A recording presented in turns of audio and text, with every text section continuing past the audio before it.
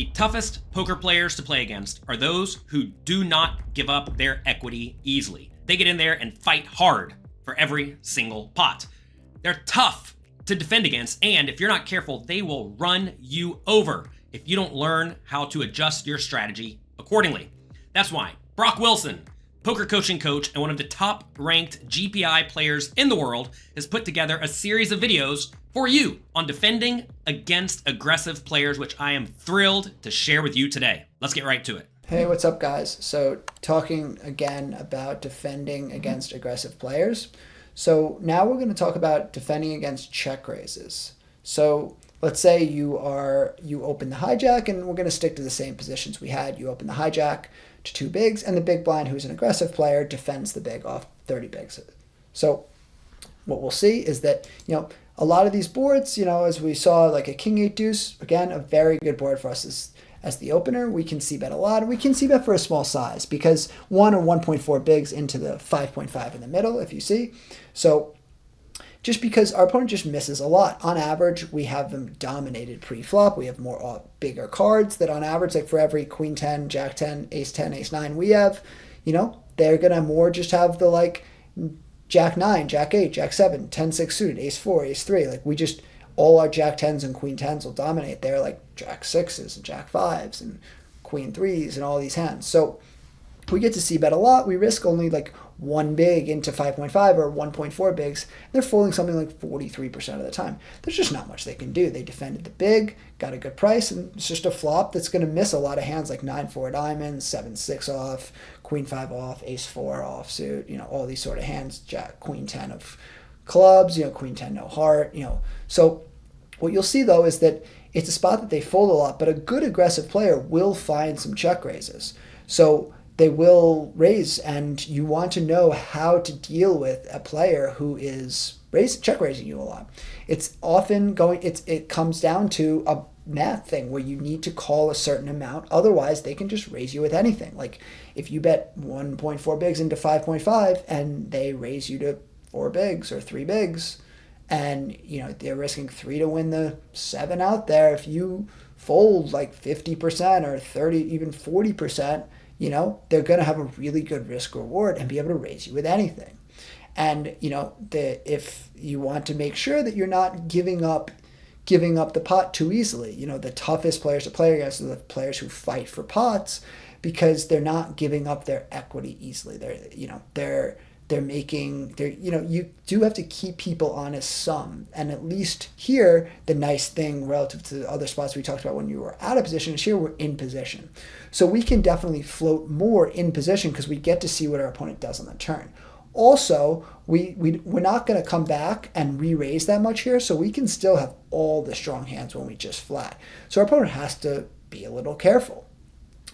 Whereas in the other spot, when we were the hijack and we were barreling, and the in position c-better was barreling, out of position did do some check raising with some good hands because they had to. Like otherwise, they're letting their opponent, the hijack, check back a lot. So here though, when we flat and call a check raise, we still just flat 8s. We still just flat aces and ace king. So the out of position guy has to contend with a range that can have some really strong hands. So it's a lot more comfortable to play in position, and yeah, you do get to float a little bit more. So you'll see that we risk, we're only supposed to fold 22% of the time. If we see bet for 1 big or 1.5 bigs and he goes 3.2, we're getting a really good price. You always have to remember, you're getting a price on these when they check raise you. It doesn't feel good to get check raised. On average, for a lot of hands, it's going to hurt the equity of your hand. You'd much rather just c-bet and take it down with your queen jack with a heart, but sometimes they raise you, and you have a good enough equity in position, calling 2.2 bigs to win the 9.7 in the middle. You don't have to win the pot that much, and there's just going to be naturally good cards for you. He's going to naturally have to decide whether he goes first on the turn. He has to decide to bet or check, and if he checks, maybe you take a small stab and take it cheap, and paying those 2.2 bigs were worth it. Maybe you turn a queen and he bets again and you call, and the river goes check check, and he just had a missed straight or flush draw. This is a little bit of a tougher board to find check raises, so there's not as many straight draws, but sometimes your opponent might realize there's not that many draws and raise you, thinking that you're gonna if you don't have a king, it's going to be a tough spot for you, which is true, and you're not going to have a king that much. You'll see that, like, if you look in your range range explorer, so you'll see that, us as the see better, we have a king something like 18%, 19%, we have overpair 1% or 2%, and then a set 2%.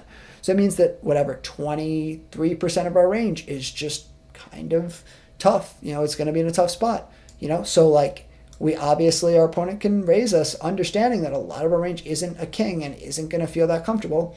So finding some hands like Jack 10 with a heart, 10-9 with a heart, these hands that can barrel and have some equity, can potentially be in there. So, calling a lot of these hands, so you always want to think about, okay, what hands am I calling the flop with? What hands am I calling the turn?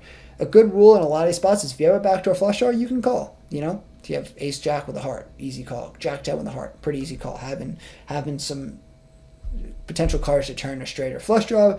Turning a jack or 10 might be reasonable because your opponent could check raise sometimes with an 8 for some protection or whatever to get some information.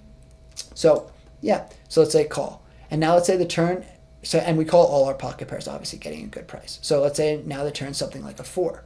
Our opponent now does have to give up a little bit. If he has Jack 10 with a heart or 10-9 with a heart, he didn't pick up much equity. So what you'll see on this turn is that he should be giving up. Now, again, an aggressive player might not, and that means that, he might be bluffing too much on this turn. If you see an opponent bluff, bet the turn with a hand like this, you know that, okay, this guy's bluffing a little bit too often, and use that information to, when he check raises in the future, you got to call him down a little bit lighter. But if you always stick to the thinking about what your range looks like, calling enough of your range versus each bet, your opponent is not going to run you over. They're not going to be able to they're going to have to play good poker with good combos. Otherwise, if they're barreling too many random hands, you're going to just get them by just calling again with reasonable combos. So like watch. So like now in the turn, you'll see that like if he turned to straight draw with 7-6 with a heart, 6-5 with a heart, that could have been a more spicy check raise. He continues because he turned to straight draw. If he has a hand like 10-6 of hearts, should bet again. He's got a flush draw, got some outs, can put some pressure on a lot of our middle strength hands. So if we just play a good strat where, if you look, we call 9s without a heart. We call some 7s a little bit without a heart. The reason for that, obviously, is that we allow him to have more light barrels. Hands like flush draws, 9-7 of hearts, or just random hands like Jack 10 with a heart that should bet sometimes, but not every time. So, if we call a turn, you'll see similar mechanic that I spoke to last time, where it's 9-8 calls a lot more than 9-9, because 9-8 has more outs if it's beat, and it has a similar hand strength to 9-9. Like he's kind of repping a king or better, a good king or better. So like 9-9 and 9-8 are the same hand in terms of whether they beat bluffs or value. And 9-8 is better removal. Like it stops our opponent from having a hand like king 8 or 8 deuce, or king, not king deuce obviously, but yeah. So it has more outs, given that 9-8 has 5 outs. If it's beat, it has 2 8 outs and 3 9 outs, and 9-9 would only have 2 outs if it's beat. If he has a king, we only have a 9 or a 9, the last 2 9s in the deck. So yeah, you'll see nothing too crazy on the turn here. You got to call an 8, you call these pocket pairs, and you call your draws. And you do a little bit of shoving. You'll see a kind of similar thing as in other spots where we jam aces without a heart because it needs more protection. It makes it more likely our opponent has a semi-bluff, like ace 6 of hearts, ace 5 of hearts, ace 3 of hearts. And there's some more, so yeah, there's some spades in there that are a little bit spicier, but those hands are drawing dead, so we don't really care. Like we want to mostly jam, when we don't block a heart because, we want to deny some equity to some flush draw. Same thing with ace king. Ace king, we call with the ace of hearts. Ace of hearts, king calls, and ace king without shove. Same thing, ace king of hearts. Very nice slow play, keeping in worse flush draws, and then we jam some ace king of diamonds and clubs. But yeah, so you see again calling the turn here. So we call a turn, and now we have an 8, a bunch, and now deciding now let's just follow through the river. Let's say the river is now something like a 10. Now you'll see that he has to give up a decent amount. And you'll see that some of the turn barrels also that I didn't speak about was ace 5 and ace 3 with a heart. Those are really nice turn bets because they turn to straight draw. Ace 7, ace 6 is supposed to check though. Ace 7 is supposed to check because they didn't pick up equity. So yeah, but you'll see on this river, bet, shove. Now facing a shove, now a lot of money has gone in. And now your range has gotten slimmer and slimmer. On the turn, we just folded our ace queen. We just folded our ace jack. We just folded our queen jack, jack 10, queen 10. They didn't pick up equity. We don't have to call with them. They were hoping for a different turn. They were hoping for maybe our opponent to give up. Didn't happen. They paid a little bit of a price on the flop to see a turn, and that's that. We folded 7s, 6s, 5s, 3s. Those hands just don't have great equity versus bluffs, and they're just at the lower end of our range. So now in this river 10, now some of our lightest turn calls are now going to be the kind of clearest river folds. That's just the way it works on this river. So you'll see that like on this river, you do have to call down a little bit. You do call down a little bit looser than some people might like. What you have to remember here is that you have some missed draws in your range. You sometimes just have a missed flush draw that literally cannot call.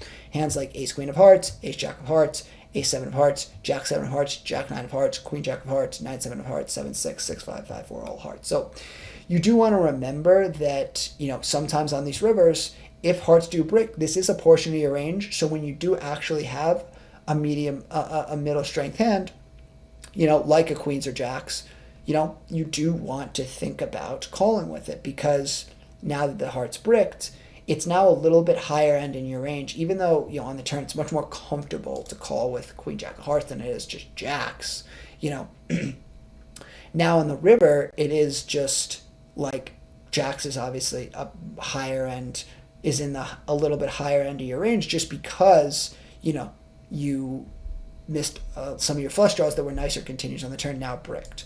So you'll see that, on the river, we sometimes just got to call with queens with a heart, queens without a heart, jacks without a heart, because we allow them to have more missed flush draw bluffs. And you'll see a similar idea where jack 8 and queen 8 are pretty reasonable river calls.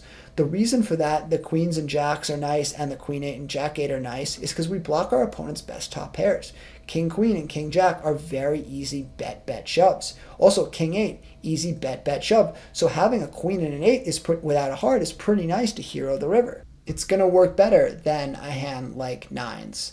These hands, queen 8's going to work better than a hand even like 8-6, even a hand like ace 8, because the ace doesn't actually block any value hands. And yes, we don't block bluffs with the ace, so traditionally the ace would make for a good calling hand, but here we have enough other hands that work better, that actually don't block bluffs and do block value. Like the queen 8 and jack 8, is not often going to have a bluff with that in it, whereas he's going to have queen jack with a heart, queen 3 of hearts, jack 3 of hearts, so not being able to block the queen and the jack, but not the queen and the jack of hearts is definitely useful. So, and again, let's say instead the river is something like a 5 of hearts. So now it becomes different. Now he's more representing a river flush. So now having a heart is going to be good, because you're now, depending on the heart, but yeah, it's now better. And now when we do just have our jacks with no heart, that now becomes a very weak hand in our range, and we don't need to feel obligated to call now. And we're playing this against this aggressive player. Also, if he's not the kind of player to know, you don't think he's the kind of player to know to check raise queen 10 with a heart, jack 10 with a heart, queen jack with a heart, ace 6 with a heart, that now comes to this problem on the river that he might not really have that many bluffs. He might never have jack 10 with a heart or queen jack, and he might just kind of only have 2 pair or a flush, because there weren't many natural straight draws on the flop. So this would be a card that against most players, I think it makes sense to fold the river, but on a heart. But yeah, so you'll see, but even without anything, like you'll see that, like, now mostly we're just always folding an 8. We're always just folding, ace 8. We're just even folding a king. If we don't have a heart, we don't even have to call with a king.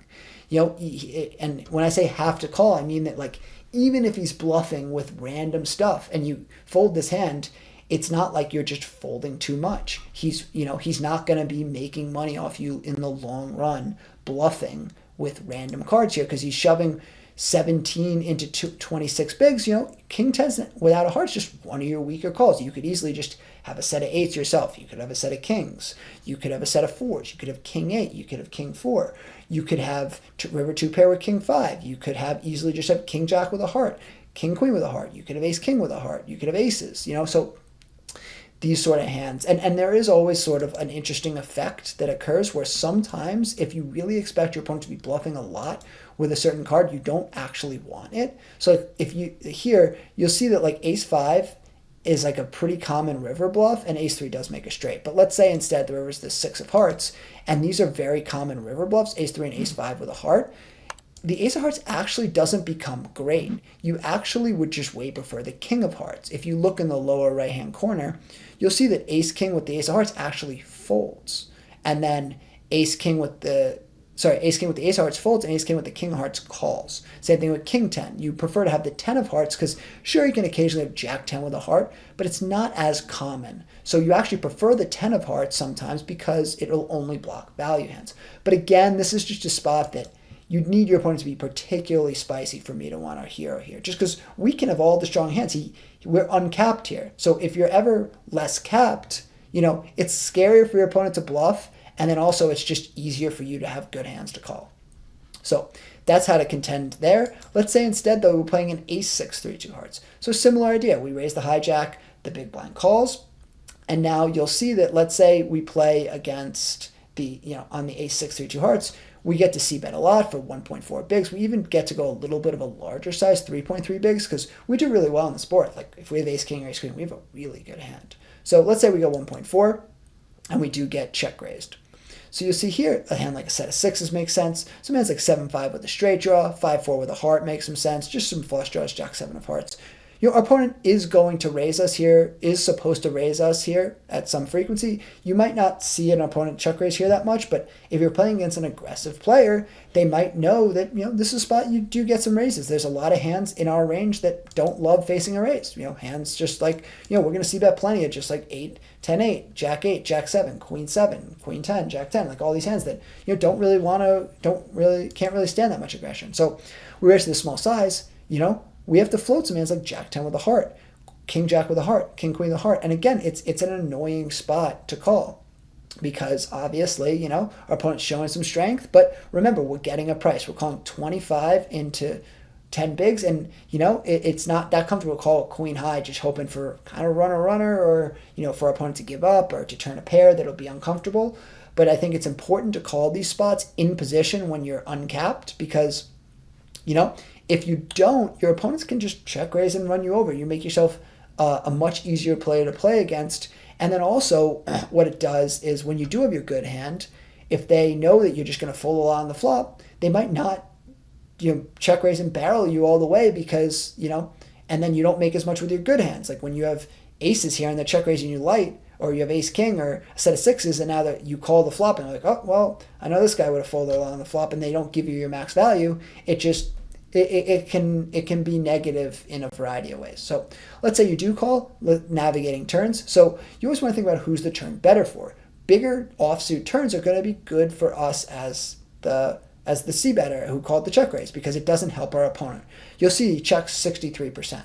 He can't really follow through as much with like 9-8 with a heart. He's now some of his more lighter check raises like king 5 with a heart, queen 5 with a heart that you see we're supposed to raise flop, didn't pick up any equity. And now 7-5 is just a kind of nothing straight draw. I mean, it has some outs, but he shouldn't really follow through that much. 5-4 follow through is a little more because it is an open ender, which is sort of a common thing, and flush draws do continue. But yeah, so this is a card that he's going to slow down a little bit more on.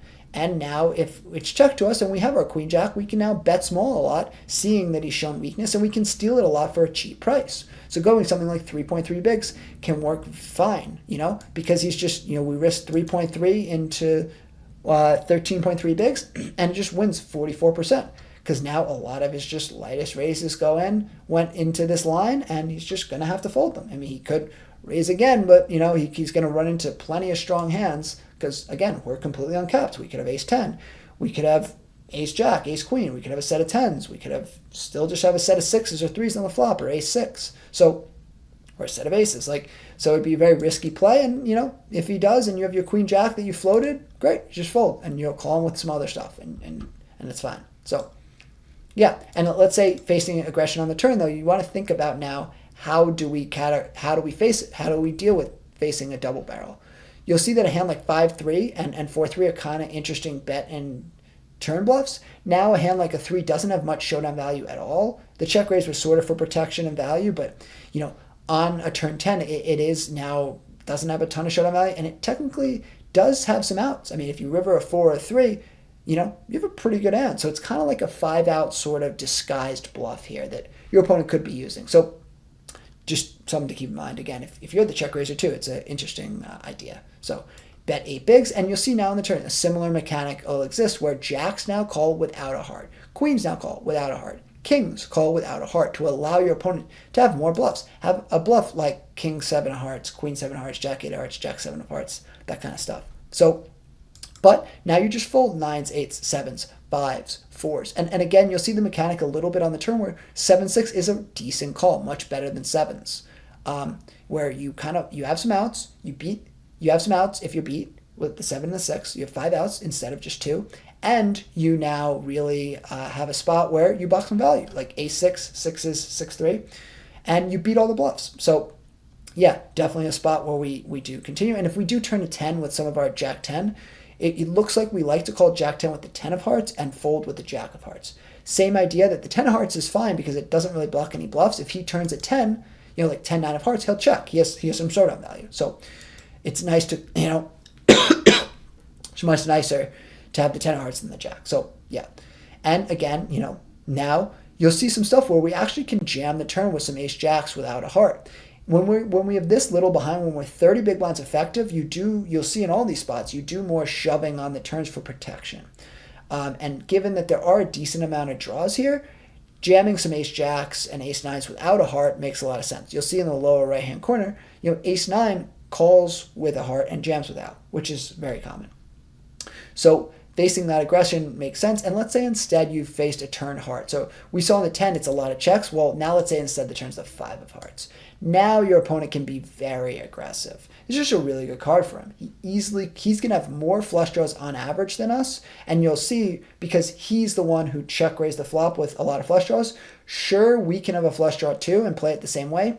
But just in a percentage of our whole range, our range is just wider because we c-bet our entire range and floated a lot, whereas he check raised a more condensed range. So you'll see on this turn, the hearts are really good, and you'll see that we have this is the out of position player, the big blind, they have a flush something like 13%, whereas in position only has a flush 11%. It's not that big of a difference, but the 5 is also the card that gives us a lot more straights, 2 pairs and stuff that really allows us to be more aggressive here.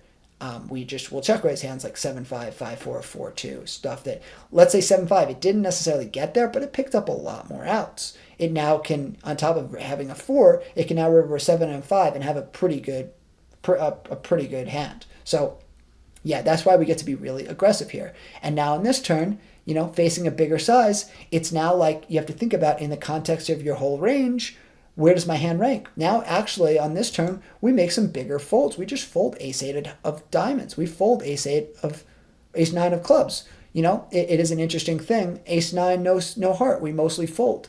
And you'll see this sort of idea where, yeah, we now will have some hands like 8s with a heart will be a much better call on this turn than ace-8, because ace with a heart still beats the bluffs, which are, again, a little bit tougher to have some bluffs here, but if you're playing an aggressive player who knows to check raise king 5 with a heart, king 4 with a heart, that kind of stuff, 5-4, 7-5, then they will still have some. But again, this comes down to, on future streets, it really comes back to the flop and what you expect your opponent's frequencies to be when check raising the flop. So yeah, you'll see on these turns a lot more aggressive, and you can make some bigger folds. And it's a spot that I might make some big folds if I don't think my opponent's going to check raise with the right kind of combos on the flop. And you can usually gauge this based on the way people talk. People give up a lot of information. If someone says something on the flop, in another spot similar, and they're like, man, that turn came in, turn flush. Like, what did he expect to be? He's like, he's always going to lose when the turn comes a flush. He's like, all his flush draw hits. It's either as a set or a flush draw. Like, if someone says something like that, they clearly don't know. In another spot, they clearly don't know that, there are some other combos that can raise that can be really good bluffs on flush turns, or really good bluffs on straight turns. The king 5 works great on a turn 4. Let's say instead it just goes raise call and the turn's a 4. Now your king 5 is a really nice turn bluff. And again, any of these low cards, even if it's not a heart, is going to work really nice because it interacts really well with a lot of our sort of straight draws that are now effectively the nuts, and or 2 pairs that are really, really strong hands, like 6-5 and 5-3 that could have check raised, or sorry, 4-3 or 6-4 that could have check raised flop. And now 6-5 is just a pretty good semi-bluff type hand that, can work really nicely to where you bet this turn. And it has some interesting things where when we bet 6-5 in the turn, they'll fold hands like 8s, 9s, 10s, jacks, queens a lot. But you'll see they call with queen 8 of hearts, queen 9 of hearts, king 8 of hearts, king 10 of hearts. So some bluffs here, if you really think about it, work really nicely. 6-5 will fold your opponent off hands that beat us, like 8s, 9s, 10s, jacks, queens. And they'll call with hands that we beat, like king 10 of hearts, jack 9 of hearts, etc. So some interesting stuff going on this turn, I'd say. So that's a little bit on how to deal with aggression there. So again, some jams in position for protection. It would really be annoying for a guy who bets 6-5 to now get shoved on with ace jack. It's really annoying for a guy with king 5 to get shoved on, for a guy with jack 8 of hearts to get shoved on. So when you have a little bit less behind like this, just jamming for protection makes some sense. If you're deeper, definitely wouldn't do this, but here it makes some sense. So now going into the last spot is 8-8-4. So this is a spot that your opponent your opponent should be pretty aggressive when check raising, and this is going to be a more uncomfortable spot. So we get to c-bet here a decent amount. Now, we saw in the other spot that on the 6-6-5, we don't get to c-bet as much, but the 8-8-4 we do, just because we can have an 8 a little bit easier than a 6. So we do get to c-bet here, but again, facing some check raises is going to be difficult. So let's say, we bet small, and again, our opponent's just going to have to check fold a lot. We risk one big into 5.5, and they're folding 33%. So definitely folding a good amount here. But, when he's going to have to come back with a lot of raises because he has the nut advantage. Like we said, if someone has the nut advantage, then, a heavy check raise strat is going to work good because they can represent the top end hands, and those top end hands want to get a lot of money in. And if we have that, then we can add a bunch of bluffs and pretend like have those hands, and instead just have some hands with some equity that are trying to get a fold now, or worst case, maybe back into a hand later. So we'll see. Let's say check raise to a small size. We're risking 3.2 to win, the 6.5 in the middle. So we're gonna have to call a lot. And again, folding only 18%. If we're folding more than that, our opponent can get away with, just check raising with a lot of nothing and just stealing our equity.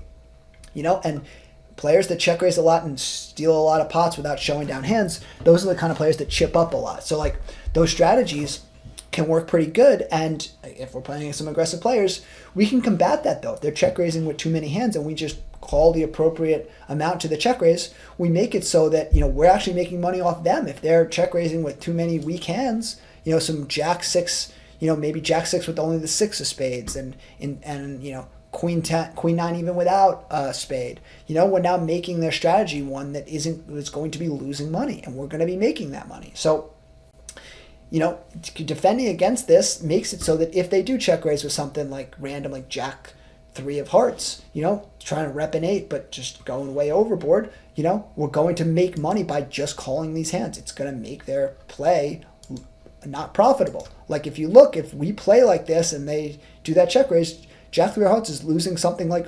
4.7 chips, which is half a big. That is a lot. That's a big mistake to make on just a simple, pre-flop strategy. Just flop strategy. And now again, dealing with turns is about who the turn is better for. So let's say the turn's a jack. He's going to have to slow up a lot. Some of his lighter check raises like king 6 or a spade is supposed to check. Some of his weaker gutters, 6-5, just isn't really that strong on this turn. The jack is better for imposition, and again, us in position, we are uncapped. That's a nice part. It's very nice to float more when you're in position.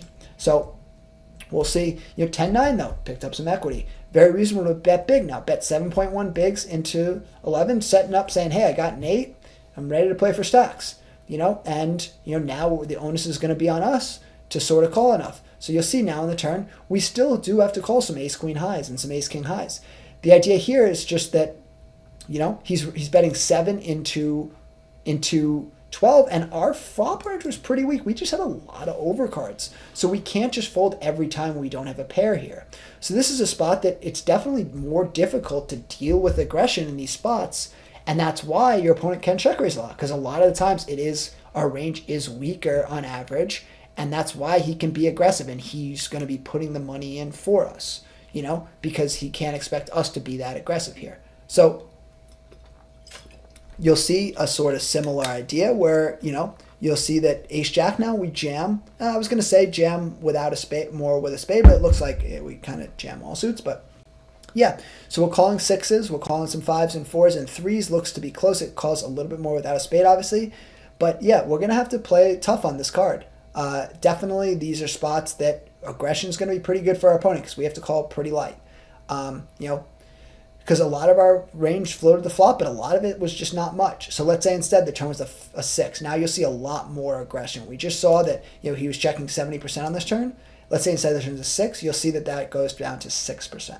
Because he makes now a lot of his hands either made a straight draw or made a pair, which again, 7-6 is a pretty good hand here. You'll see that 7-6 actually goes into a smaller 30 chip bet, 3 big blind bet, because it beats a lot of these overcards. Facing a small size here, can work really well to make our opponent, again, everything's a function of size. If our opponent bets 3 bigs here, we have to call a lot. We have to call all our ace highs. And even, again, contending against aggression, sometimes raising here can work good. If you think your opponent's betting small here and you don't think they have that strong of a hand, you're raising sometimes with ace 9 or ace jack. Makes some sense because you could be raising with a hand like jacks with no spade for protection, 10s with no spade for protection. You could be raising jack 8 because you're the one who has trips and you're like, well, you could easily have a pair and straight draw or a flush draw or whatever, and I want to get the money in. I want to get more in now. It seems like you have a medium strength hand, like a 4. 4 likes a smaller size, a 6 like a smaller size. So we can now, sometimes put the aggression back on the check raiser and, raise some stuff ourselves in position. Bet 3 and we can raise to 10 bigs. And, if we get shoved on for the 25 while we're sitting there with king, queen high, sometimes it's like, all right, you win. I can't call off. You probably have a pretty good hand. And if not, well, I'll have plenty of good hands to raise here too, because I'll be raising here for protection / value plenty. So yeah, kind of an interesting way to categorize it. And 7's another really nice raise.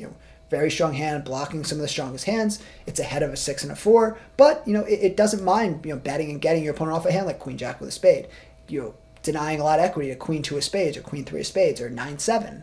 So these are sort of ideas on this turn that, you don't always have to just call or fold. Again, sometimes raising. Now, obviously, when someone bets 7, you kind of just have to shove or fold. But again, shoving for protection makes sense. Shoving some 10s without a spade, 9s without a spade, and occasionally shoving some lighter stuff too, like occasionally shoving a hand like ace jack. I wouldn't recommend doing that as much. It looks like we're more centered around protection raises, so jamming ace 6, that's likely the best hand, a good amount, but man, it needs a lot. There's a lot of bad rivers, and it's just good enough. And yeah, again, facing this 7 on the turn, it's going to be really difficult. We have to sometimes just call with ace and king highs, and you'll see the same mechanic where we call ace queen without a spade. We call ace jack without a spade.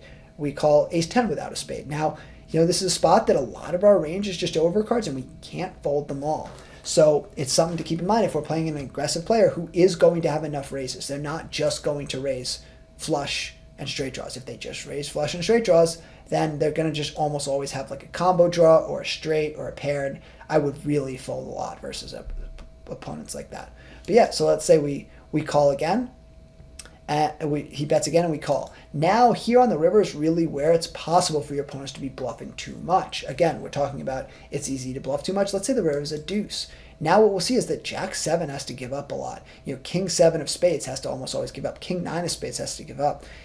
Some lighter stuff, just like king 5 with a spade has to give up. The idea here is that a lot of the potential scary rivers didn't come in, and a lot of our opponent's draws did brick. So here, if I did call the turn with ace high, it's a really tempting river call because our opponent has to give up a lot. And they might say, you know what, I've told the story that I could easily have an 8, I could easily have 7-5, I could easily just have a hand like 6s, 4s, pocket 6s, pocket 4s, and if you think they're the kind of guy that will say, the deuce didn't help in position, it's going to be a really tough call with even an overpair that doesn't beat value.